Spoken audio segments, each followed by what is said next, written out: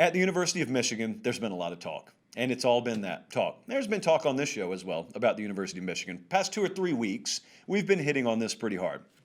And I've indicated that there are two paths really at Michigan. Path number one is Jim Harbaugh leaves at the end of the year to take a job in the NFL. Path number two is Jim Harbaugh has a contract extension and he signs it, and he's the head coach at Michigan next year. There was no path three. Never saw him being fired. Even at the worst of the worst moments this year for Michigan, never saw it coming. I don't know how to say this. Those weren't guesses. Sometimes we guess, and when I do, normally, if you've watched the show long enough, you understand how to read this. I'll tell you when I'm guessing. Those aren't guesses. That's just the way it is. Bruce Hornsby. That's just the way it is.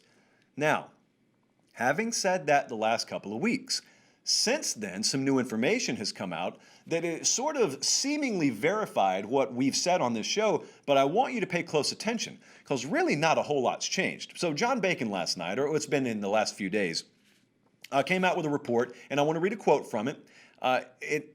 It's a good piece. I encourage you to go read it from John Bacon. But he said, A.D. Ward Manuel has discussed a contract extension with a lower base salary and buyout, but good provisions to hire top assistants and large bonus incentives, which, by the way, and this is me talking now, not Mr. Bacon, that's how all contracts in college football should work. Probably the biggest mismatch that no one talks about in all of the sporting public these days is agents versus college administrators. I tweeted that out an hour ago, and one of you hit the nail on the head, and you said, well, that's because it's not the administrators' money they're giving away to begin with. Yeah, it's actually a much broader issue on college campuses than just athletics, by the way, but that's another road down whence we won't go. So that's all. That's part two here. That's all. What I just read you, that's all. A lot of folks have taken the unnecessary leap from that Harbaugh signing an extension. No, not necessarily. So this is where I want you to pay close attention.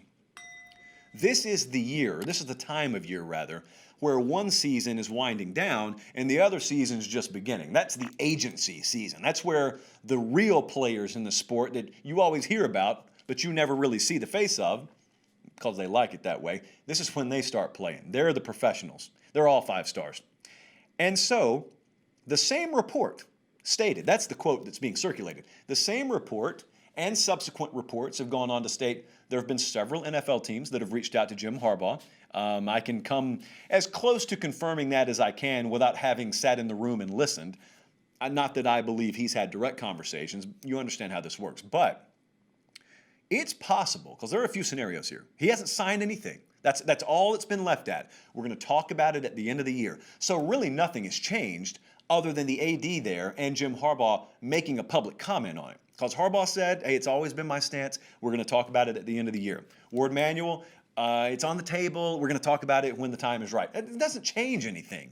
It's just that since it's been acknowledged and everyone's dying and starving for some information, you feel like something changed. Really, it didn't. So let me throw you a few scenarios here. Let's just kick these your way. Do with them what you want. Number one, it's possible Jim Harbaugh came up with this. It's possible that this is his idea.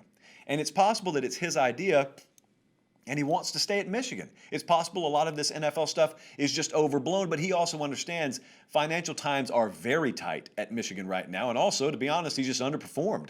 So if he's going to lower his base salary from 7 or 8 a year to 5 or 6 a year, but he's got a higher pool for top assistants, and he's got an incentive-laden contract, so be it.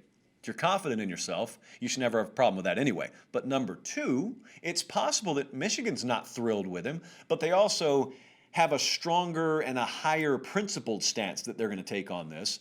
So while they're not thrilled with the performance, they're not going to fire him. That's just off the table because it's Michigan. And it should go on a t-shirt because it's Michigan. That's a bumper sticker right now. But because it's Michigan, maybe they're not going to fire him. They don't like where they are. They're going to negotiate his buyout down. They're going to renegotiate and extend him with a lower salary. That's the trade-off for getting the extension.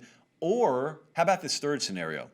It's possible that the reason this has been such a moot point, seemingly, and they've had such little incentive to make a public comment on it, is because what if they both know it's never going to come to this anyway?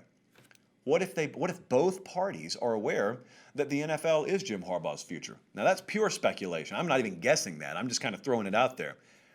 are we going to have to wait to the end of the season? That's been the question. When are we going to wait, and what's the point in time where we're going to finally hear something solid on this? And it's always been kind of at the end of the year.